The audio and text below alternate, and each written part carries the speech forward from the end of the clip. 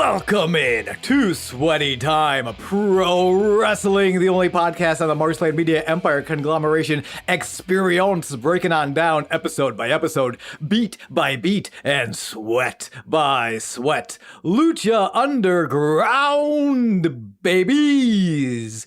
Get in here, put your feet up on the table, get cozy. No, take your shoes off first. That's disgusting. That's right. I'm making you comfortable and I'm shaming you at the same time because that's what I do. I'm one of your co-hosts, Sean. With me, as always, is your other co-host, the matriarch and the patriarch of this entire conglomeration. It's James, baby. I both seed, egg, and birth all these podcasts. Absolutely. Carries to term each and every one of them. And guys, guess what? Hey, this is being fully brought to term. We are not aborting this podcast. We have 9 episodes left, and you better believe we're gonna fucking do it. Let's fucking go. I keep forgetting that we still haven't gotten to Penta and Chelsea Green, who I don't think you know who Chelsea Green is. No, I know Chelsea Yellow. James, you couldn't have said that more adorable if you tried. Thank you. Of course. No, but Chelsea Green comes in and has a phenomenal match. Penta's still our champion, baby. We won't get into too much. It's mostly falls on me, dear listeners or listener. Sorry about the brief hiatus. It's been a couple months. No, it has not been a couple months, sir. Our last episode was in October. That's a couple months. That is half a year. December, November, October. December. I know I'm counting past. Okay. Because you don't count October. That's a month. You said December. I was like, hey, let's go back. That was me forgetting how months work. Okay. So it goes November, December, January, February, March. It's like 5 months. We are into April. Yeah, I'm not counting that because we just started April. No. April just started. April Fools. Showers bring sweaty showers. What? Oh my God, it's raining. Men liquid and lady liquid here on today's episode of Lucha Underground Season 4, Episode 14 of Lucha Underground, entitled Pet Cemetery. Why? I just looked at my notes and saw the title of the episode and had the same question. Yeah, who's... I guess... The Reptile tribe, maybe? But they're making the cemetery? Or is it... No, because Cuerno doesn't lose. Or maybe it's like, hey, a mill is going to kill Cuerno in some sort of pet cemetery because he's all like gothic and whatnot. Oh, wait, I got it, and we'll probably get to it towards the end. This moment, I just put it together. It will require a little background of Stephen King. Yeah? Oh, because like a wait, no, I get... But that's stupid. That's idiotic. Why is that stupid? That's stupid to say... Why is that stupid? Because you don't bury a phoenix and say like, hey, like a phoenix is gonna rise anyway. But instead, they're like, yeah, let's bury him in a pet cemetery to make him go mad with Call of Cthulhu level insanity. Okay, hold your horses, because we have jumped 10 different hurdles before even getting into the opening credits. You know? For the record, and I'm reminding you as well as the listeners, the first interaction me and James had over this episode was you texting me, what a great episode. And now you're angry as soon as you find out what the title means. I'm not angry about the episode and what was happening. I'm angry that they titled this episode Pet Cemetery. We can have this fight further down the road. But like, great episode and super different from the last episode. The last episode, very backstage heavy. The big fight. Yeah, bitch. The greatest. This is what wrestling is all about. Katrina and Melissa going at it. Katrina dropping. It's insane. Katrina getting juiced. Aero Star going up to the body, traveling back in time to yoink the Soul Stone and then bring it back. That's how he brings Fénix back to life. Is like, because it's not a full pet cemetery, right? The way Fénix comes back to life is time travel and stealing back his soul juice from the rock Katrina's been wielding. But I love this shit. They could have called, like, there was heavy, I don't know if you've ever played Call of Cthulhu. There was a lot of that in here because, spoiler, we're already discussing it. Yeah, sure. We'll be light on it. Fénix is back, but clearly he has, like, his madness meter has risen. He has a bout of madness. Will it be, what are the three? Will it be temporary, indefinite, or permanent? Hope it's not permanent. But he is acting unlike himself, dead behind those beautiful eyes. Still beautiful, though. Yes. So they could have called it, like a bout of madness. They could have done any type of Cthulhu thing.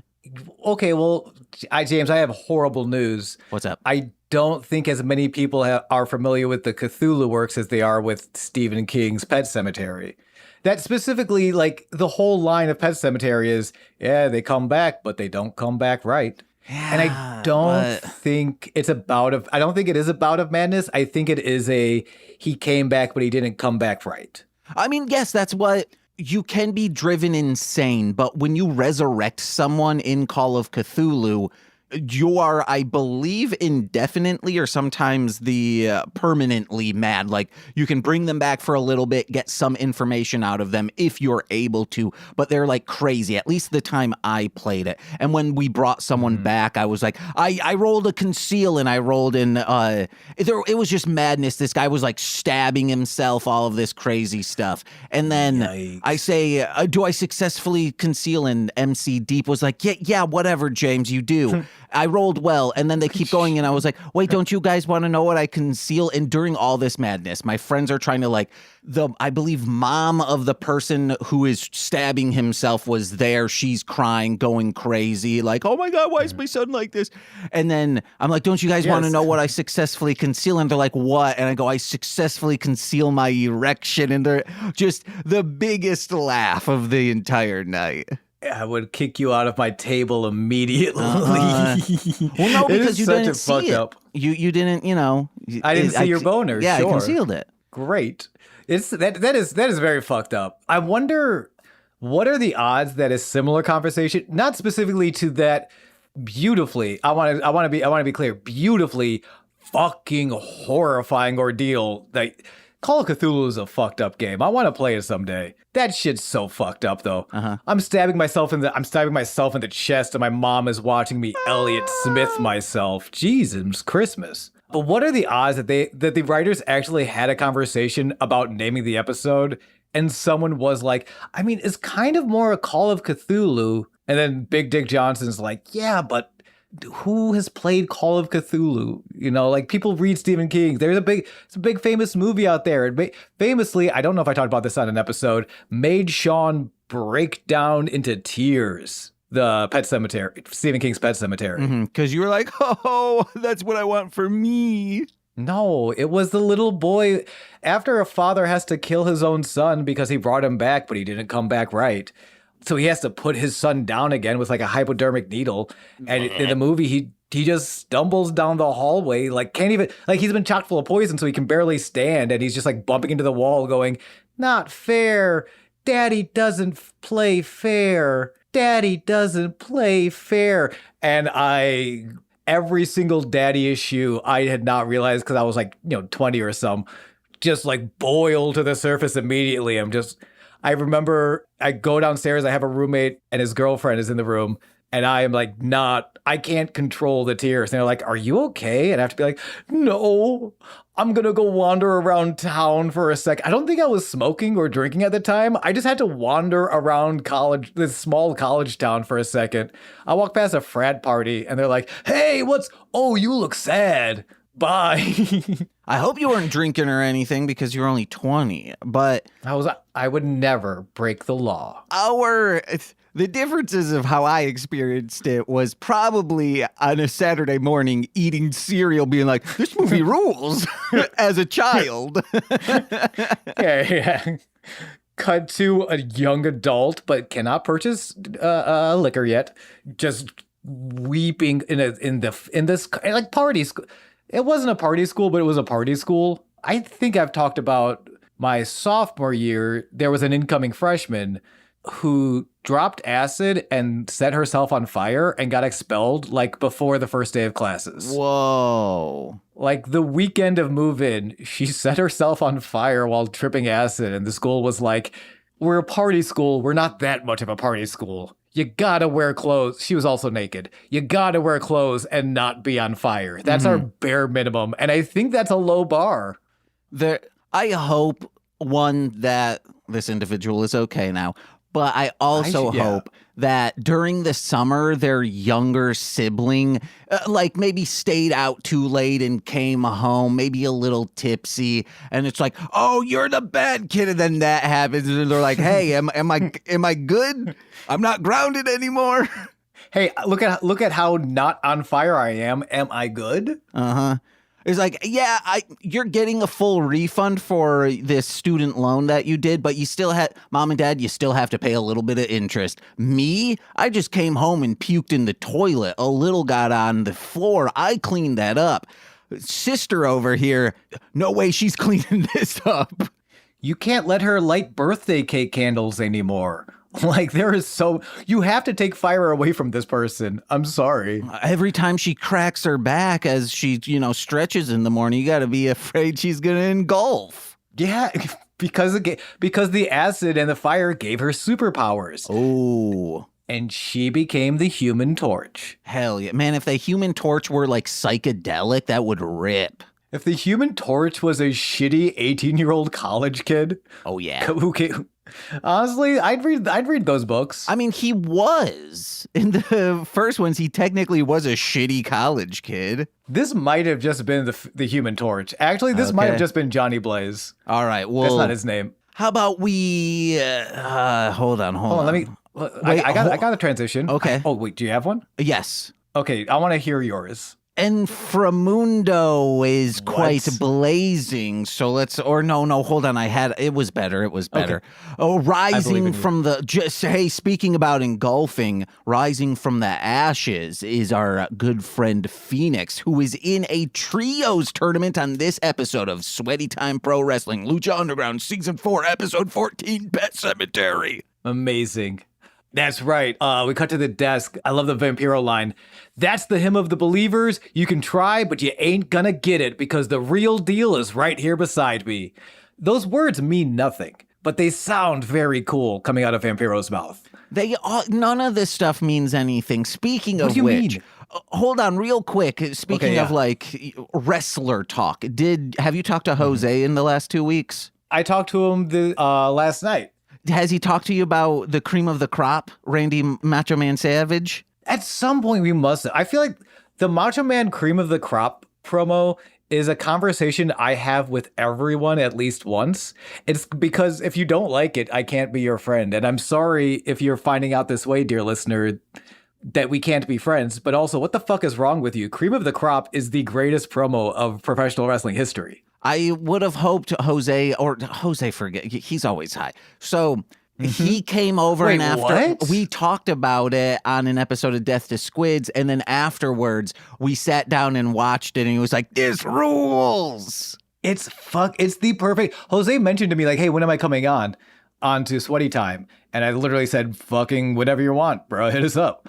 If we do an episode, we'll do a full hour and a half. We'll do a long episode just about cream of the crop. It's so good. It's so good. We got on the topic because we were shitting on prose. I was shitting on prose poetry. And then Jose, once I explained it, he started shitting on it. And I was like, the only good one I can think of is Cream of the Crop by Macho Man Randy Savage. But how good is that? It justifies every other piece of prose poetry. No, it doesn't. Yes. It does not. Macho Man is the poet laureate of 1980s WWF, and that means something to me, brother. No. Okay, well, go fuck yourself.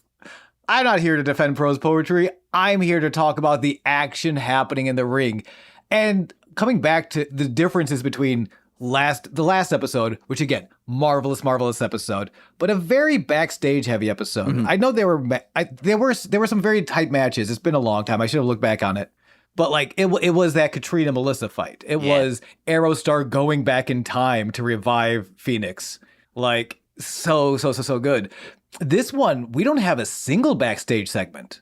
Oh, yeah. Oh, wait, we have one at the end. At the end, yeah. Oh, we have a post-credit scene, but that's it. But like phenomenal matches, including Lucha Super Best Friends are back together. Fénix, Aerostar, Drago taking on the Reptile tribe for the Trios title. But first, Ivelisse in action for the Gift of the Gods Championship. Real quick, I'm calling them the Millenia Men because they've been around, all of them, for more than a millennia. They are all very old, but in storyline, I think they are probably like, 29, 32 maybe? Yeah. Probably younger than that. Yeah, because this is how... I mean, Penta and Fénix have been and Drago and Aerostar have been working in Mexico for a while, but yeah, it's not important. They're Millenia Men. The Lucha Super Friends, aka Millenia Men, back in action. But first, the Gift of the Gods Championship match: Ivelisse versus El Dragon Azteca Jr. And Ivelisse, yes, Dag, as I call him. They said pound for pound, he is the best there is at like the technical stuff in Lucha Underground. And I want to do dog pound for dog pound. Okay, now what does that mean though? But you said these words and I don't know what they mean. It's dog pound for dog pounds, meaning you said that there's a dog pound for even like the worst of the dog pounds, they get thrown in the dog pound. Oh, this is the bad boy dog pound. This is, if there was an Al Capone, but he was a dog, he would go to this dog pound. There's a bunch of dogs and like wheelchairs for dogs. I do now. So like when a dog has 2 broken feet, it's like a little like scurry thing. So like it's on wheels. Sure, I can picture that. Yeah. I feel like I've seen that before. Okay. Picture that, but it's like standing up and the dog has like a Hannibal Lecter mask on. Those dogs are in the dog pound for dog pounds. And the people who work there are also. Oh, they're bad guys too? Okay. If you've ever picked up your phone and on the other line was a aroo, aroo, aroo, and then you take your bank account and it's been robbed of millions of dollars, those dogs go to the dog pound. Because they're saying specific signals that go into your phone that are pretty much saying, hey, Siri, deplete my bank account into, cash for canines. It's some shill not for profit that dogs are using to to just spread their own wealth around to their wealthy friends. But, Sean, Nicole and I did come up with a new idea. Okay. Sometimes, yes, dog people do suck, but sometimes their dogs also suck. So I do want to remind you, we are 20 minutes into this episode and have not talked about wrestling yet. I know. This will be the last thing, then we get on to it. I promise Nicole I would say this. Please. It's like a his and hers dominator, meaning the human and its dog gets in there, so then they're both cowering, they can both comfort each other or whatever, but while still slowly closing in with a Lisa mattress, don't forget that, so it's pillowy. You need to, it has been too, and again, the break is my fault, I apologize. You can't launch into dominator material. And it's like we never left. Jesus Christ. Every time I mention the Dominator to anyone ever, I am met with the coldest gazes and just the look of horror of why would you put a dog through that? Well, yes, and then I realized my mistakes, and it's the dog people that are going in there. With the dog? You said with the dogs. Now, but there are some evil dogs out there. Okay, we did spend a long time going through the evil dogs, but that's what the dog pound is for. Yes, but the dog pound, it's limited space. All these tech billionaires are buying up everything, so we don't have a lot of room. So we do need, the humans are getting punished and the dogs are getting punished. So we have just one dominator that's a his and hers. We throw them in there. They're how long can you solitary confinement someone? 25,000 years. Oh, okay. So we'll throw them in there. Yeah. Oh, and you want to know America. what? This is privatized, baby. This is privatized prisons. We can do whatever we want. USA. It'll be like we could eventually, this dog becomes the new Bane because also lights cut. No, like they don't know, oh, where are the walls, but soon they learn. That dog's just doing push-ups and is like, one day I'm going to rule the world, and then comes out yoked. In case you forgot, listeners, this is a Batman podcast disguised as a wrestling podcast. Let's get into absolute Batman. What are your thoughts? I'm kidding. Let's get into this episode. Oh my gosh. Yeah. Commentary super excited. I'm excited for this first match. Ivelisse was involved. So, Gift of the Gods Championship. This is the title belt. You can win as a secondary title. At some point, you can cash in for a greater title down the line. El Dragon Azteca Jr., who won it this season, is taking a very different approach. He's not cashing in until Ultima Lucha, the season finale. He says he's going to defend it, if he can, every week up until then. Which is great. Super fighting champion. Yeah, we got two of them. A lot of fight. Yeah, I mean, because Penta's also won. Absolutely. Penta does so little, yet so much in this episode, and we'll get to it. Yeah, it's just him flexing is great. It's perfect. But and you could hear like Vampiro's also so good at putting everyone over, really. Like since season 1, Vampiro has been like so good at just like getting these guys recognized and noticed and like really making them feel like a big deal. And the way he talks about Dragon Azteca doing these challenges every week, and he doesn't, because Vampiro is usually kind of the heel commentator, but he knows when to pull it back. And this is that time where he pulls back on the heel and he pushes forward the experienced veteran, and he's like, that's what this guy is doing. He's getting his reps in. He's earning that title match at the end of Ultima Lucha, like, and he's really and this is how you do it. This is how you earn your stripes. This is how you just get experience just by doing it. And I wouldn't say that Vampiro is the heel commentator in the sense that he is more so the honest or, like doesn't have a filter commentator in the sense that he will call out personalities, but he will never disrespect someone's technique. Very true. That's interesting take on it. And because I agree with you. I still would say, and it's being very binary, like, if you had to put them into categories, Vampiro tends to applaud underhanded tactics more than Stryker does. But you're very correct to say he does that in a realistic way, in a you're trying to win the fight kind of way. It just sort of breaks down like that, the eviler shortcuts, they're shortcuts for a reason. Oh, love that. But it's why I think you bring a good point. It's why he can play the other side so well so quickly of the, hey, because Dragon Azteca Jr., super babyface good guy. Like, not an evil bone in his... He's literally going out there fighting champion every week. I won the opportunity to challenge for it, but I still haven't felt like I earned it. So I'm going out like... He's season 1 Prince Puma, right? Yeah. He's Superman. He's Clark Kent, right? Yeah.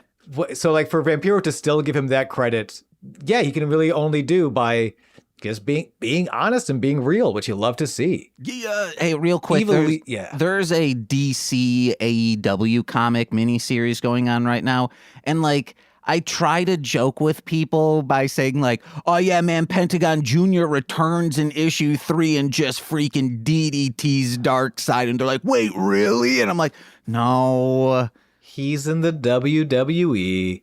But he returns. It's an invasion. A DC's invasion timeline or storyline. Oh, wow. Dude, we're not going to talk about how much I'm not watching WWE right now, but at some point I want to tune in because Penta's there and he's so good. And he's fucking crushing it. But Ivelisse leads off a lot of lucha offense, arm drags, tijeras. Fucking Dragon takes over. Matt Stryker says a very interesting bit of commentary where he's like, Ivelisse nursing that wrist right now. If this was a fantasy league like football or baseball and you drafted Ivelisse, pick one, well, you hope she's not riding the injury reserve bench for the entire season. And I'm just, that's shady. She's dealing with injuries, man. Why you got to bring up her fantasy stats? But Why you got to bring up her fantasy stats? We did hear, like she might. Oh wait, was it her or Sexy Star that was very difficult? I think it was Sexy Star who was very difficult backstage. I think it might have been both of them. Okay, well, but one was more so, and I think it might have been Sexy Star. Well, I mean, Sexy Star gets blacklisted from the industry years later for breaking Rosemary's arm, like shoot style, for no reason. So, like, yeah. But it's still, like, I wouldn't bring up an injury like that. Yeah. But it plays into it, because I think, like, immediately afterward, or as Stryker is saying it, Dragon starts to work on that wrist. Oh. Like, starts to, yeah. This is Boston Crab. I swear he just bends her in half. Just brutal stuff. I think Vampiro goes, wow, dude. And Stryker, I'm trying not to say cunty, but I can't think of a better word for it. Because Stryker, again, just very like, Vampiro says, wow, dude. And Stryker, dude? You're saying dude now? I'm like, God, Stryker, calm down. He was like, see, hey, this match is so wild or so good that a veteran of the craft and commentary is like, wow, all I can say is dude right now. He does go like, dude? I think more so to be like, what? I can't believe you just said that. I think he caught himself and corrected, and to be fair, masterfully done, because Stryker does turn into, this match is so good it got a dude out of you. I don't think that's where it started. Okay, I think it started as Stryker being a little brat. He was wearing the green. He was wearing brat green. It's a Brad Summer with Matt Stryker, baby. Standing octopus stretch, Dragon sidewalk slams his way out of it, cover for a 2. There's also a tornado DDT from Evil East, cover for 2. Very back and forth. And in all of his matches, Dragon has been very generous in all of his defenses. All of his opponents get a lot in. We see a big showcase from his opponents. It hasn't been it hasn't been squashes, right? Yeah. It hasn't been these easy victories. He has been fighting for this title.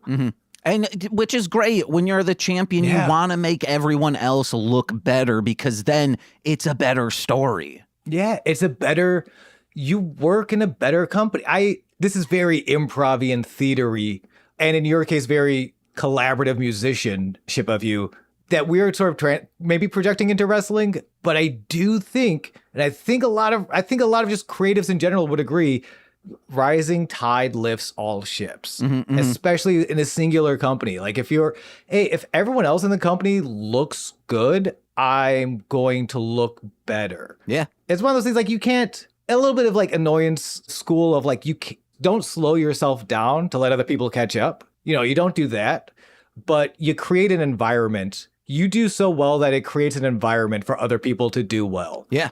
Something going on in comics right now is with Keen Spot and Mark Spears Monsters. Look up that dude. And if you look at all the other stuff Keen Spot's putting out, they started out as like a web comic thing that just like where you can post web comics. And then they started publishing stories like in actual comic books. And then it seems more like, hey, this is Newgrounds era art. But this dude is just a superstar artist. Fucking fantastic. Mark Spears Monsters.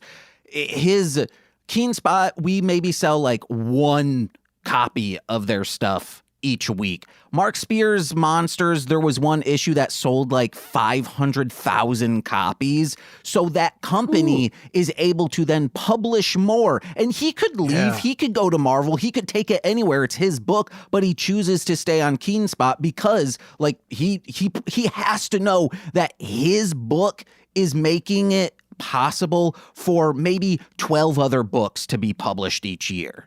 I love that. There is I started reading a book of short stories by Kurt Vonnegut. It's previously unpublished short stories by Vonnegut. And the first thing in there is a letter he writes to a friend. And I think it's kind of written like right before he's starting to do, Slaughterhouse 5. He becomes Kurt Vonnegut. It's early in his career. And it's something along the lines of, I'm becoming more and more convinced that great works don't come from a single person. Rather, they arise out of a community of people, or maybe a singular voice rises from that community, but it takes that community to lift that voice. I've been thinking about that more and more. Like when you go out of your way to like build your community. Again, it's not to hold yourself back. It's not letting other people catch up, but it is. You're a person. People love community. Even the most like lone wolfiest people at some point need a community. And like if we clean up after ourselves, we'll have a lovely park. You know what I mean? Yeah. I don't know. Okay. I might went too. I was afraid I went too far with that metaphor. No, I get it. The park needs to be clean, but yeah, you want to know who goes a little too far with the metaphor? Is sitting on his own ass, Dag, when he tries to, I guess, get his ass eaten by I Evil had East. to transition back to the match. Well, yeah, I just did it. That doesn't happen in this match. No, he runs up and eats his own ass. No, he tries to sit on Evilise face with, like one of those Hulk Hogan things. He runs up, but then she moves out and he sits on his own ass and he's like, oh, that's the smarts. That does happen in this. You can even, if you had headphones on, maybe you now that you're in this fancy new house of yours, you can blare it on speakers, but you can't hear the fine details. Oh, Dag is saying, oh, my own ass. There is... I need to let you describe wrestling moves more, obviously. No, yeah, he does, but he misses the leg drop. I was going to refer to top rope arm drags Evie out of the ring. Dragon tracks her, climbs to the top rope. So he's diving from the top rope to the floor, but Evie dodges out of the way and Dragon clangs his head off of the steps, the handrail on the steps. Clangs his head. Lucha Underground adds a lot of post sound effects. This might be one of them. I don't care. It looked and sounded so fucking gnarly, this crash and burn. Yeah. I was flabbergasted. Almost as badly as when he tried to sit on Evilise's face and his ass just hit the ground. You can hear him in headphones. He goes, oh, my own teeth. They might have added that one. Yeah. It's called a leg drop. It's not called sitting on Evilise's face. No, it's called an ass hit. It's like when it's what Mario does. That's why Mario's so short. His spine's getting packed in from always doing those sits. Okay, every comedian from 2016 to today. What do you mean 2000? I know I'm referencing Hulk Hogan, how he got shorter from always sitting on people. Oh, I've also heard just that a bunch about Mario. Oh. I'm sorry. Maybe you know what it is? They're all stealing it from you. Yeah. These fuckers pay my man some royalties. Yeah, these fuckers in City Hall. Yeah. That's who's saying all this Mario comedy. I know. First match. We're almost there, I promise. Evie rolls Dragon back into the ring. Code Red covers only a 2 count, and desperation sets in. She's like, fuck, punch, spinning enziguri, covers again for 2. Dragon eventually snapmares out of a sleeper, climbs to the top, but Evie's starting to cut him off. 10 elbows in the corner. Evie looks for the superplex, but Dragon fights her off of the top rope. There's this top rope leg drop, aka ass smash. Cover for 3. El Dragon Azteca Jr. retains his title using his asshole.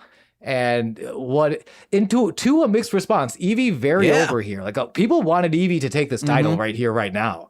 Which is weird. People are booing Dag. And I think there's a wrestler named Daga on this show tonight. No, Dag. Yeah, I know, but it's confusing me because there's a wrestler named Daga. Daga. All right, that's his. Yeah, but I'm from Buffalo, so all my ahs, I'm like, ah. Oh, yeah, I know. So I felt that he noticed. He's like, oh, shoot. The crowd starts booing me before he does his finisher, like the final move. He kind of shrugs like, yeah, I'm sorry, I'm going to win. And then he does it. And I liked it. Really good. Yeah, you could tell he was very dynamic to catch that throughout the match. It's not, with this show being as edited as it is, like there is a world where overall the wrestlers phone it in more.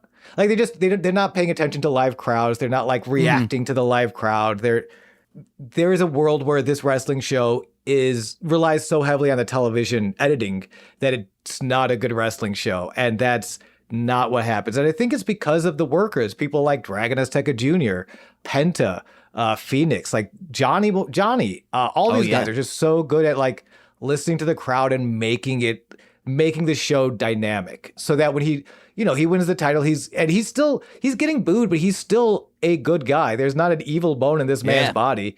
He waits for Evie to stand back up. He raises her hand to let her get, the adulation, and he leaves her the ring. He takes off and gives her the ring so that XO and somebody we didn't talk about from the last episode or from the recap, Joey Ryan, Exolicious and Joey Ryan are together. They're at the top of the ramp because Joey Ryan is getting babyface turn. We won't spend a lot of time on this because I don't think either of us like to talk about Joey Ryan. Also, there's not a lot of time left in the show, so there's 9 more episodes. There's 9 more episodes. This is true, so we don't have to talk about him a whole bunch. But so they appear at the top of the ramp. Joey's going through a babyface turn after he helped pull Jack Evans off of Exolicious in this tag match between them two and Evie and XO. So they're getting together. XO and Joey had a discussion in the back. Evie, you're like a former trios champ. We're cool. Let's party together. And Evie's like, hell yeah. So they'll be gunning for a trios championship at some time eventually soon. Sometimes Lucha Underground's trios are a lot like a Fortnite trio match where it's just Vegeta, the Coca-Cola bear, and Meg Griffin. And it's like, hey, yeah, it's a mismatch of weirdos. Okay, all right, go win the crown. Honestly, but what was I think our favorite storyline in season 1 was the odd throuple. Yeah. It works. Yeah. Much like Fortnite, shit works. Mm-hmm. Last week, King Cuerno laid out the champion, Penta. He is hunting for gold, and the hunt is on. Cuerno comes to the ring. Antonio Cueto comes out of his office. The owner of the entire temple comes out of his office to publicly address King Cuerno, who's out here for a match. He says Cuerno has been dominant, but someone has been more dominant. Somebody with a lot of history with King Cuerno. That is Mil Muertes. This match is going to be a number 1 contender match. For next week, we'll see Penta taking on either King Cuerno or Mil Muertes. Shouts out to Striker and Vampiro. They do a good job of reminding us what this history is. Ultima Lucha Dos, Mil silenced Cuerno in a death match, but Ultima Lucha Tres, Cuerno stole the Gauntlet of the Gods from Mil and Cage. And I think Tejano was in that match. Probably, yeah. Yeah. So, Mil murdered King Cuerno in a death match, but King Cuerno stole this super powerful artifact away from the clutches of Mil. There's some beef. There's some animosity between these two fellers. And Cuerno did trophy Mil in his trophy room. He did turn Mil into a coffee table for a long while. Yeah. That's true. Yeah, there's not a lot of love loss. As the bell rings, Cuerno ducks and dodges Mil, and eventually Cuerno gets a punch, and Mil does not register that punch at all. And he gets Cuerno gets dominated by Mil a lot in these early goings, which Mil does a lot. Except if you want to win your high school reunion, be like Cuerno. If he were to go and just show a video or a GIF of him fireman carrying Mil, people would be like, yeah, man, you won the high school reunion. Honestly, I don't think he even has to do that. Have you seen this man's physique? He's shredded to marble. Yes, I know. However, they could be all glamour muscles and I still wouldn't care. I'd be like, you cannot lift a box of tissues, but you look so good. I'll carry your tissues for you, Mr. Cuerno. God damn. But then all of a sudden, whoa, he can pick me up too? Cuerno is a very impressive athlete, and it's cool to see him. It's cool to see him do stuff, but struggling to get that's in this opening exchange. It's a lot of Cuerno can duck and dodge Mil. He seems to have a step ahead of him, but he can't close the distance because anytime he does, Mil just overpowers him. Mm-hmm. And commentary's very much it's not the size of the fighter, but the size of the V-Bucks his skin brings in because this is Fortnite. They don't mention I don't know if Fortnite was a thing yet. I probably in its infancy, still a one-player game, yeah. Maybe, probably, yeah. They have a very interesting disagreement where Stryker is... advising maybe we do more of a poke and run, a stick and jab. Like, don't, because anytime he gets close to him, Mill overpowers him. So, like, Cuerno, stay out of there. And Vampiro disagrees. He says, if a beast is on you and you show fear, they can smell that. So Vampiro's just like, kind of going against some of his own advice, previous advice of like, be smarter, don't be afraid to take shortcuts. He's like, nah, Mill's a beast, and you gotta let him smell you. You gotta get up in there. He's like, I'm assuming that game that was played in that 9/11 Adam Sandler movie. What's the PS2 game? Shadow of the Colossus. You got to just kind of and then run around. Yeah, you got to Shadow of the Colossus, the big man. Yeah. And then you got to go through 9/11 and be sad about your wife. I didn't see this movie. All I know is he plays Shadow of the Colossus in the game that is a metaphor for like the falling of the... It's done very well. I've heard people talk about it, and they're like, no, this is done very, very sincerely and touchingly. It doesn't seem like it's stupid. Because in my mind, Adam Sandler is playing Shadow of the Colossus. Then he looks out the window, sees 9/11, looks to the camera, and makes a silly face. 9/11 has already happened. No, he's playing, and he's like, yabba dabba doo, And then he looks out the window, sees 9/11, and goes, "Arr!" And he turns into Tim Allen because that's the only voice I can do. I kind of want to see my version of the movie now. I know it's not good, and I know it's very insulting, but like if I had $2 billion, I could probably make that happen. I could probably be like, hey, Adam, Sandman, come on over. We're going to reshoot your 9/11 movie, but make it much dumber. And he's like, I don't know. I'm like, I'm rich. And he's like, okay. Yabba dabby dooby. You saying Adam Sandler doing a who? I want to see Adam Sandler remake the Santa Claus, and I think it would be a lot better. Because famously, I only like the first 19 minutes of the Santa Claus before it becomes all magical. I wanted to see just a slice of life, a dad rekindling with his son, no magic in there. Yeah, but he does. He's so mean. He's so mean in those first 19 minutes. Do you remember going to a Denny's or a diner as a kid in the 90s and ordering chocolate milk when it's like a blizzard outside? No, because my parents loved me. Oh. And they wouldn't take me to Denny's in a blizzard. Well, it could have been a Bob Evans. It could have been the... All right, no, that's true. What's the Knapp's one? Naps? Like you could take a nap inside? No, it was like Bob Knapp's, Bill Knapp's. Oh, I don't know that one. We had Bob Evans. I got taken to a Bob Evans during an earthquake, but I had done something wrong, so they were trying to get rid of me. Oh my God, I can't believe Bill Knapp's. It started in Michigan. It was never in your area. That's why it is no longer around. But Bill Knapp's, my brother and I would always say, you want to know why it's called Bill Knapp's? Because he naps underneath the store. God damn. Well, Cuerno's trying to put Mill into a dirt nap, stringing together a combo in the corner, climbs to the top, but Mill meets him up there, drives him back down with a superplex. And the Striker gets real romantic after the superplex. Like, he says the crowd boil and swoon for Mill, and look at Mill, almost human, enjoying it. How dare he? Like, and even the inflection I'm giving it does not do the justice for how horny Matt Striker. It was very weird.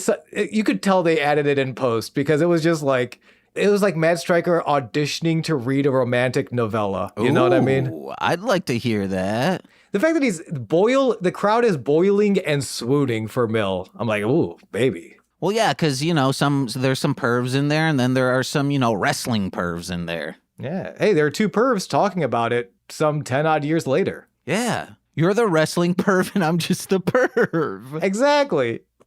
Cuerno kicks Mill in the face, but runs throat first into a choke slam.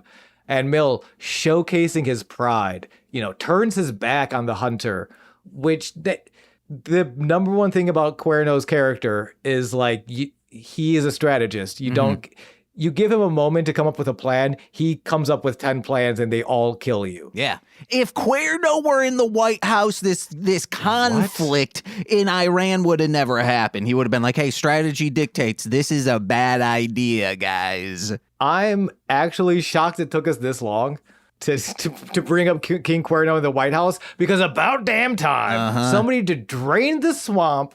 Hey, you know who drains the swamp real well? Somebody who has experience hunting alligators. Maybe, I don't know, the king of the hunters, King Cuerno? Yeah. Maybe? Wake the fuck up, Congress. Hey, Pete Hegseth, you better watch out. And fingers crossed Trump never watches Lucha Underground.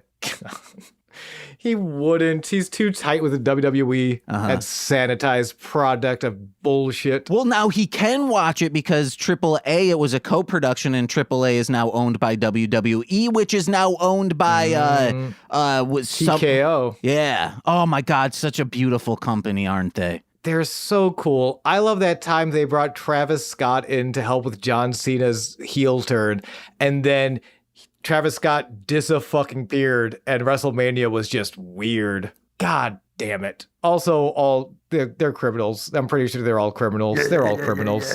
Yeah. So Mill turns his back, climbs to the second rope. Cuerno, though, is back up, flying knee, catches Mill midair. Beautifully, just knee to the chin, kadoosh. Double clothesline, knocks both fighters down. And finally, so we're finally starting to see Mill is not invulnerable. At a certain point, you hit him enough times, the beast has to respect the damage you are dealing to them. We get these trading blows, like they're on their knees just punching each other in the head. And I think purposefully sloppy monkey flip. Not sloppy as in a pejorative, but sloppy as in that's sort of what's happening. The match is just a brawl. It's not a wrestling match anymore. It's just a brawl. They fall outside of the ring and they just keep punching each other in the head. I love there's a moment Cuerno throws like a 1-2-3 combo. Mill almost side eyes, does a Jim Halpert to the camera before just uppercutting Cuerno in the throat. Yeah. And you said, hey, this beast can be brought down. We do, like, it zooms out as if like the camera, you know, like in Mr. Show, hey, we're watching a TV and that relates to the next sketch. It zooms out. It's the basement of Mascaritas Sagradas, and Adam Sandler is there playing as Cuerno, taking down this Colossus, and then he goes, Yabadoo, and then 9/11 happens outside the window. In a sense, what? Mascarita's mom, or is it what's his nuts' mom? It was Son of Havoc's. A lot of references from old episodes. Yep. Comes in and says, "You want any bagel bites?" And he goes, "Yabadoo." And she says, "I hear you like them real sloppy." And then a plane flies into her and she dies. Whoa! Hell yeah! Small plane or big plane? Big plane, because that's how we get Adam Sandler his Oscar. Oh, this is how we're bringing back Lucha Underground. We're replacing Tim Allen with Adam Sandler, and we're getting Adam his Oscar. Bring him up. But yeah, they're punching each other. They're back and forth, punching. Eventually, referee Marty Elias is like, "You guys gotta wrestle. Eventually, go in the ring. You can't win out. You gotta go back in the ring." And they pause punching each other, look at Marty, and simultaneously shove him like 10 seats deep into the front row, just big old push. And then they go back to punching each other until Marty finally stands up. He's like, you can't do that. Ring the bell. No contest. Well, first Rick Sanchez came out and he's like, Marty, you gotta ring the bell because your bell just got wrong. Bark. Oh, they're stealing your V-Bucks. We can't do Rick. No, we're better than this. We're not better than a lot. I would like the shit we spew. I listened to our podcast back. I get it. The shit we spew is nonsense. We're better than Rick Sanchez references. I promise you. No. See, we're better than the references, but we're not better than Rick and Morty because that's a very smartly written show. Well, yeah, Heather Ann Campbell's on there. She's great. Man, that spaghetti episode. She talked about that, like the process of writing that. And she's like, I have this idea. And they're like, if you really think you can do this, go for it. But if you at any moment are like, I don't think this can work, just don't have it work. Yeah. Kyle, you know what? Good advice, though. Speaking of good advice, Antonio has some good advice. He comes out, they're still fighting each other. The bell's rung. The match is thrown out. No contest. Cueto comes out. He's like, okay, hold on. Stop fighting for a second. And they kind of like, So neither man won. But Antonio Cueto doesn't punish violence. He rewards it. So next week will be a triple threat. for the Lucha Underground Championship. Mil Muertes versus King Cuerno versus the champion Pentagon Dark. PD Jr., baby! Yeah, Mil and Cuerno, they resume punching each other. Like Mil's dragging Cuerno up the steps out of the arena as Penta arrives in the rafters like a goddamn Batman. All he does, he watches the fight, and then he throws one Sano Miedo, flexes a little bit, and takes the fuck off. He flexes like an anime character. It's so good. It's perfect. Flexes like an anime character, appears like Batman, flexes like an anime character, hits his catchphrase, gets the fuck out of there. Perfect. Sean, real quick, a manga that I learned about that I think I will love, but I think you'll love even more. It's called Muscles Are Better Than Magic. And it's about this big, strong guy in a magical world saying like, oh, you don't need magic. But then a like witch or a wizard lady comes along and they have to like team up, but he's like, I'll just punch the people. And she's like, well, I'll use magic efficiently to take down our enemies. Cute. I like it. It's like moonlighting, but with magic and muscles. Yeah. Shouts out to Bruce Willis. Trios Championship match. Lucha Super Friends. Aerostar, Drago, and Fénix versus the Reptile Tribe. Daga, Jeremiah Snake, and Cobra Moon. It's been a while since we've been back, and it took me a minute to remember, oh right, they crushed one skull, and then they beheaded another. So that's who's left of the Reptile. But a great, I love Luchasaurus, Big Bad Steve. Pindar came back as Big Bad Steve. Also great, love those guys. But this iteration of the Reptile Tribe, Daga, Jeremiah Snake, who you may know as Sammy Callahan, and Cobra Moon, who you may know as Thunder Rosa, just really strong trio. Really fun to watch these three.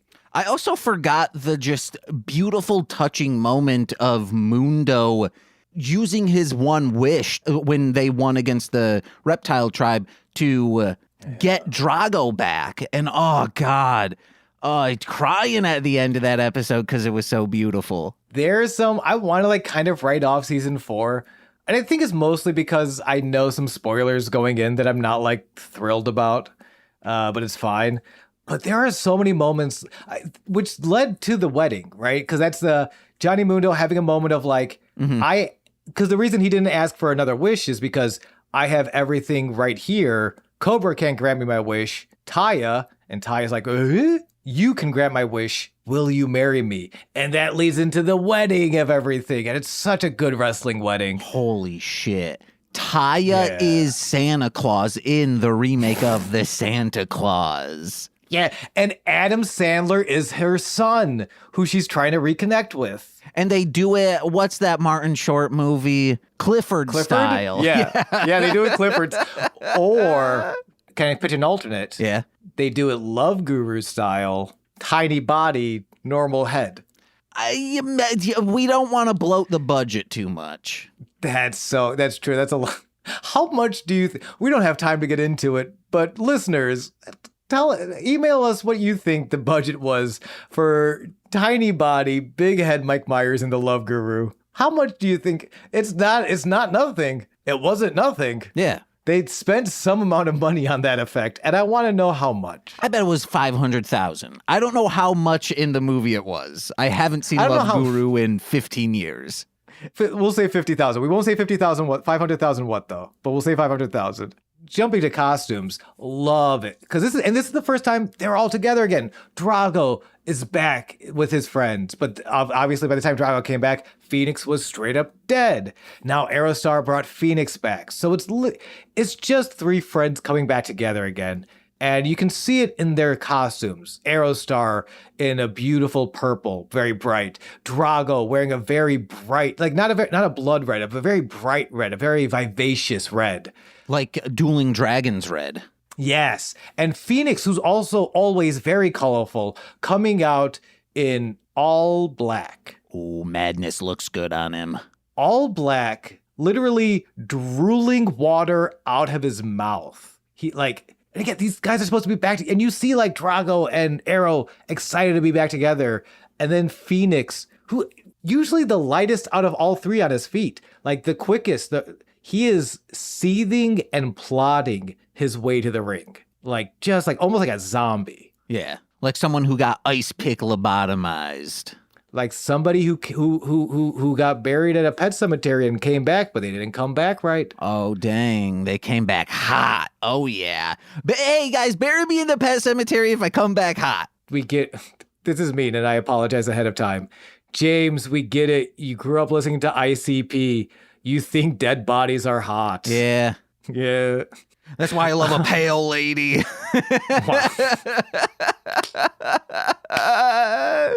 Oh, golly. Well, you know who I don't love? Jake Strong. What the fuck is he doing here? Oh, yeah. He's like, hello, Drago, Aero star. Because Jake already has singles victories against both Aero and Drago. In fact, Aero having to save Drago from a post-match beatdown from Jake. And Jake, he lays it out. If they win the titles tonight, they will be defending the trio's title against Jake Strong and Zero Partners. Yeah. He's like, fuck you. I'm a big man. Oh, I have the quote. Because I'm big, I'm strong, I'm a wrestler, and we all know a wrestler defeats a luchador every single time. If Nicole were here, she'd say big as a wrestler. I don't know if you're listening to Magical Meatball Girls, but we pull reviews from myanimelist.com, and one of the reviews was when Jupiter showed up. They go, I really like Jupiter. She is big as a woman. And we fucking lost it. Big as a woman. So now whenever we like anything's big, like big as a long cat, just all these types of things. Whenever big's brought up, biggie as smalls. I do kind of, I'm sure it's already been brought up. I do want a t-shirt, a Magical Meatball Girls t-shirt that says big as a woman. Oh, we could. That's a good shirt. Yeah. But yeah, and Aero Drago, Fénix has an interesting reaction the entire time, right? Because Fénix is so out of it. Like he looks like a zombie, but he's still scared of Jake. He at least acknowledges Jake Strong as a threat. Like Drago and Aero's like, they know he's a threat. They've been there before though, and they're kind of like, okay, we'll prepare. We know you're a threat, but together we're not afraid of you. And Fénix is like, duh. Like it's weird. It's weird, but it also shows that Fénix is not on the same page. Mm-hmm. I don't even think he's on the same book. Nah, he's reading a whole Frankenstein thing. He's reading the Necronomicon. Thank you. He's cutting off his hand and growing a dimple on his chin. Speaking of cutest dimples, he's making his child Jason Voorhees. What? In the 9th Jason movie, you see the Necronomicon from the Evil Dead. Sam Raimi allowed that to happen because him and the director were friends. So it is theorized that Jason Voorhees is a Deadite. Oh, that's Jason Goes to Hell, right? Yes. Oh my God, it's so good. That's wild. Damn, I don't know if I realized that. That's cool. We'll have to talk about that some other time because the Reptile tribe is coming out. It's been nearly a year since the Lucha Super Friends lost their titles and Drago's freedom to the Reptiles. Woo. And that's the one I realized, like, oh shit, yeah, they've been trios champs this whole time. The order changed a bit because two of the members got their heads cut off, but they must have dropped it at some point, didn't they? Yeah, I thought the other guys were Mac, AR Fox, and Killshot, aka Swerve Strickland. Oh, I thought the Worldwide Underground had it for a little bit. Or was that before them? After Ultima Lucha Trace, they took it off of them. And I want to say that's when the Worldwide Underground started their feud with Reptile Tribe. It was at the beginning of season 4. Okay, well, real quick, you keep going with that. Do you want? I have the list of the trios champs in order. Yeah, let me see. Let me see if I forgot anyone. Okay, the Odd Thruple, and then Disciples of Death. Odd Thruple get it back. Then it's Dragon Azteca, Prince Puma, Rey Mysterio. Then the Worldwide Underground. Then Fénix, Drago, Aerostar. Then the Reptile Tribe. Then Willie Mac, Killshot, Dante Fox. And then Willie Mac, Killshot, Son of Havoc. Then the Reptile Tribe. Yes. And I think it was injury that kept Fox out of season 4. Oh, which was a damn shame. But it also meant we got to see Son of Havoc, which is always a pleasure. But yeah, so the reptile tribes have it back now, and again, this new lineup with Sami Callihan and Daga, and it's going pretty nasty. Bell rings, Jeremiah double clotheslines Fénix and Aero before getting real violent with Drago. Tags in Daga for the assisted corner dropkick, and spoilers, Cobra Moon doesn't get tagged in once. Oh yeah. Not once. It's all Snake and Daga, and working together a lot of times. A lot of like quick tags, a lot of double team offense, isolating an opponent.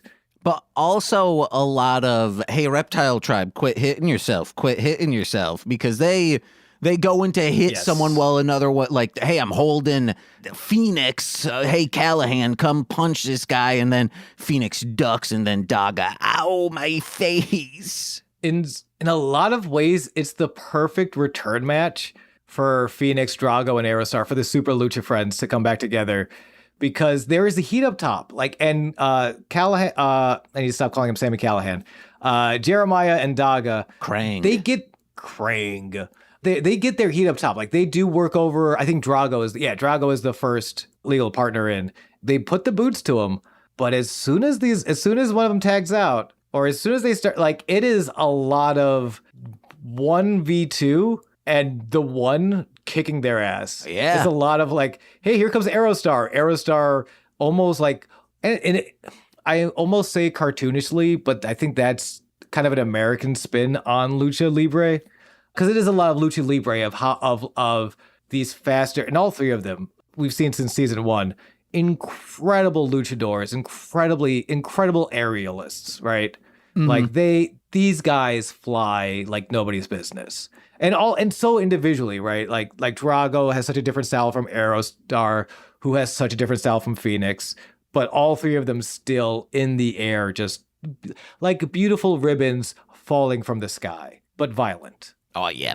It showcases everyone really well, like except for Cobra Moon, but it does showcase her position of authority, that she doesn't need to get tagged in. She doesn't need to participate to defend her title. That's queen shit, baby. Also, I get to the Fandango, Thunderbolts of Lightning, very, very frightening. That's also queen shit. That is very much queen shit. I'm impressed how high you started that. Like you could have chosen any octave, and you went the top of the register, baby. How was that? Nice. That was beautiful. I'm looking at my notes, and it's a lot of really like. I got a little in the weeds on this one, so I don't think I want to read like word for word. This is a beautiful match, and especially if you're a fan of the Super Lucha friends, like even seeing Fénix, who gets tagged in and like tags in Aerostar aggressively in a way.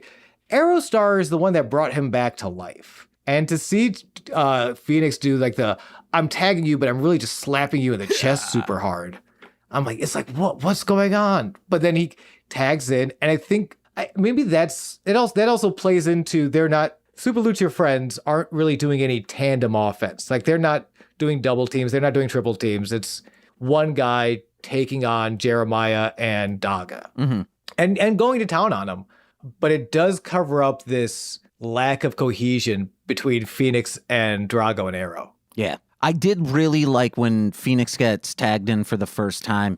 He's just as a kind of King Cuerno-esque, where it's like, hey, I am just here to attack you in the most efficient way. If you caught me, well, I'm just going to whip my leg like gold member style. I'm sorry, that's the only way I can describe this. Of like, hey, let me just like kick the person from behind, like whoa, in the head, and then it's just it rips. He's really good. He's amazing. God, he's another reason I have to I'm not going to watch WWE, but I will check in from time to time. They have Penta and Fénix and Chelsea Green. God damn it. I hate that they're giving work to some of my favorite wrestlers, but also I'm very glad some of my favorite wrestlers are getting such a nice paycheck. But yeah, no, he's phenomenal. I don't wonder if he was taking time off to prevent an injury, or maybe he wasn't injured, or maybe just needed time off. But he comes back. He looks, and it's so funny because he's coming back wrestling a different style. Like, he's not wrestling Fénix. He's, for all intents purposes, Fénix Dark. Oh yeah. Not to compare him to his brother, but it is such a.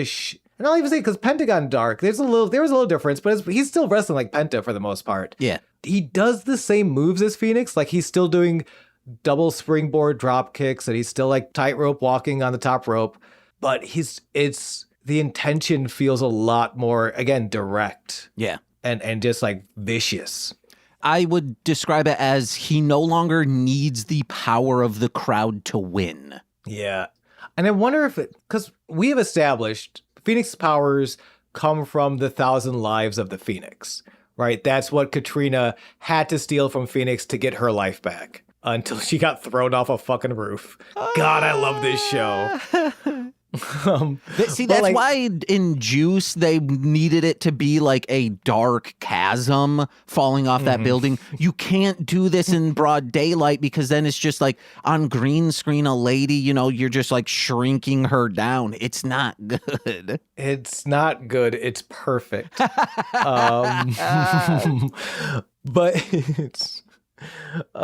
like, I wonder if he doesn't have his powers anymore. I think is what I'm trying to say. If he doesn't have those 1,000 lives, or maybe something's either he doesn't have them, or probably most likely they've been tainted somehow. These 1,000 lives have been tainted by Katrina. That's probably it. But we see towards the end, Jeremiah and Daga, they're on the outside. And you know what happens in a trios match if your opponents are on the outside. We're gonna do some flip flop and flying over the top rope into them. And we're gonna get and it's a trios match, so we're gonna get a tag run of this shit. Drago sends him out first. Then Aero's the first one to fly Cosmos top rope to the floor. Drago is expecting Fénix to tag in and also fly, because this is what we do. We fly over the top rope. This is our thing, Fénix. What the fuck? Why aren't okay? Fénix doesn't want to dive. I'll go. Drago takes a dive. Aero's kind of back in. It's the same kind of like, what? Go. What? Go. Go on, get. Go on, get. Like Old Yeller, but for tope suicidas. And again, Fénix is just not doing it. So, all right, I'll go again. Aero hits the ropes to go for another dive. Fénix super kicks his head off of his shoulders, and my heart broke. Literally in both instances. I need to go to the hospital because I'm bleeding through my chest cavity with such a broken heart. Oh, yeah. I was so sad. I was so sad. This is what I wanted. I wanted this so bad. I'm not as much as sad with this situation as much as it's like, this is kind of what Drago was just doing. So it feels like a rehash within the same team. So I'm disappointed with that. It would have been better if he just like came back and he's like, instead of being like, make him selfish, be like, hey, I'm back. I'm the shit. Like he like pollute his mind that way instead of just like a mindless husk that Drago just was. And I'll say Drago was never a full zombie, right? Drago was captured. Drago felt like a changed dragon. Yeah. Like, and I think so. In that sense, actually, his character really didn't change. He was just captured. He was broken, like, right? Like you're breaking a horse. Yes, but he was also getting venomed, right? No. Oh, I could have swore one of the reptiles was like he had also some other shit being pumped into him. I'll go back to check. I don't think so. Because remember when he was like vacant-eyed and was like, huh, what's going on? I think he was also like, he had like some poison that the reptiles were providing to him. Maybe. Yes, I'll say yes. Because I don't. Yes, we'll see where it goes. I hate to be like, we'll see where it goes. I hope it's a little. I hope they kind of breaks it different, because I think that might also be some of my sadness. Is like, we just had this with Drago, and we just got Drago back, and like I don't want to see some big ass American from the WWE, Jake Strong, come in, say Lucha's shit, and then beat everyone up. Like, I think he's getting his shit wrecked. He's not. Well, I also know that he doesn't. I just saw the championship list. He's not walking around with 3 belts on his huge chest and torso. He's not walking around with a trio. Well, and because these guys, spoilers, the Lucha Super Friends do not win the trios titles tonight. Fénix betrays Aerostar, super kicks him in the head, throws down a violent driver, which I don't know if I've seen before. Spin out reverse muscle buster. Gnarly ass slam. But Fénix puts that onto Aero. What the fuck? Cleo chants fill the arena as Melissa asks referee Marty Elias, what is he doing? But Jeremiah Snake don't give a fuck. Don't even worry about it. Snake driver pins Aerostar, wins the match for the trios. So the Reptiles retain. And how can the Reptile tribe be happy with this? I know they're rudos, whatever, but it's still like, all right, I guess. But they start... They're not just rudos specifically, and I'll give this to Cobra Moon and how well she's developed this character. They're snakes, baby. Oh, yeah. They're not just rudos, they're reptiles. Any way they can slither and snake their way to a victory, abso-goddamn-lutely. So they're, honestly, they're not just happy about it, they're thrilled. They're not practically cackling, they are cackling. I forget, Melissa, the mic picks it up just enough. You hear Melissa Santos say, no, I won't make that announcement. So Cobra snatches the mic.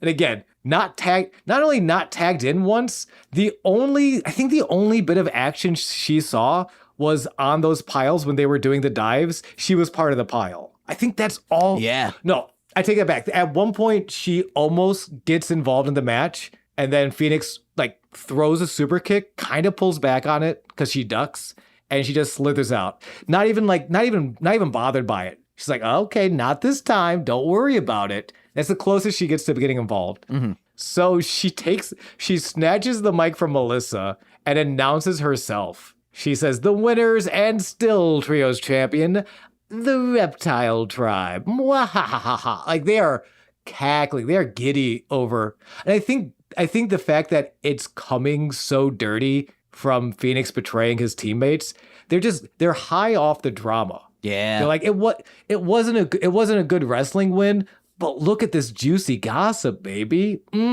Delicious. But then, things turned... It used to be fly, Fénix, fly, but now it's why, Fénix, why? Is something I think Stryker says. Oh, God, I think you're right, and yup. But truly, if you're gonna do this storyline needs to... not to project into the future, but God, this storyline needs to fucking slap, because we are just coming off the Drago thing. We are just getting Fénix back. No, who wants to boo Fénix? Like, come on, man. We'll see what they do. This might be some hot shit, or this might be some hot shit. We'll see. Dragon Azteca Jr. also comes out to check on Melissa. Dragon Azteca Jr. comforting Melissa ever since Fénix was killed. So this might be an interesting love triangle. We might be building to this sort of love triangle. Oh, yeah. Or a lack thereof. Well, who knows? As Fénix literally and metaphorically turns his back on his friends and loved ones. And then we have a nice little post-credit scene. The only in-office or backstage segment in a show that typically relies on backstage segments. Which is really cool to see, just even with 2 matches that don't have great endings, still phenomenal ring work. Yeah, loved it. Hell yeah. And guys, you either got to be a college student or a straight up Elkie to be opening beer bottles with the back of a hammer, because that is what Mr. Cueto is doing. And I'm pretty sure he can't get 10% off at the movies. Antonio Cueto is like that cool uncle who opens Modelo bottles with the claw of a hammer. And yeah, he's gonna get you some pretty sweet LimeWire downloads. Don't ask a lot of questions, though. He knows a guy who has a truck. So yeah, he's opening Modelo's with the back of a hammer. Somebody starts banging at his door, pound, pound, pound. It's everyone's favorite little creep, Marty the Moth Martinez. The fact that, I'm sorry, he also announces himself. He goes, it's Marty, ha ha ha, it's Marty. Like, Jesus Christ, man. Gives me a mild heart tremor each time. He's trying to axe through the door, but he has a rubber chicken, so he's like, so he can do that. Here's Marty. He's evil. He's menacing. He's also a silly little guy. Marty's complicated. Oh my gosh, I forgot. Yeah, because they shoot the camera from underneath of him like a fucking psychopath. The way the light, yeah.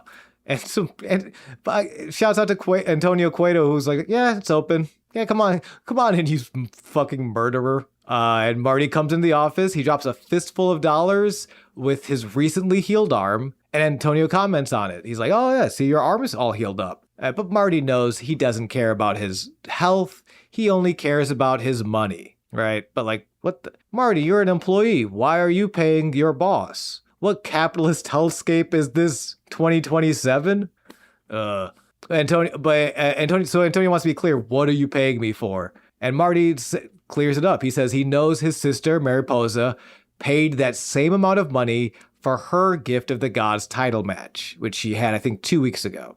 And so Antonio takes the money and makes the match. Next week, Marty versus El Dragon Azteca Jr. for the Gift of the Gods title. Woo! And I love it. Marty claps his little hands. He's like, he, and then he drops 2 more stacks of cash. And Antonio's like, well, what you just paid me. What's this for? And Marty just says, there's something else I want. Fade to black. Cliffhanger. It's probably his own parking spot. It's probably his own parking spot. It's probably, you know what I bet it is? They got a little diner in the temple and he just wants his headshot.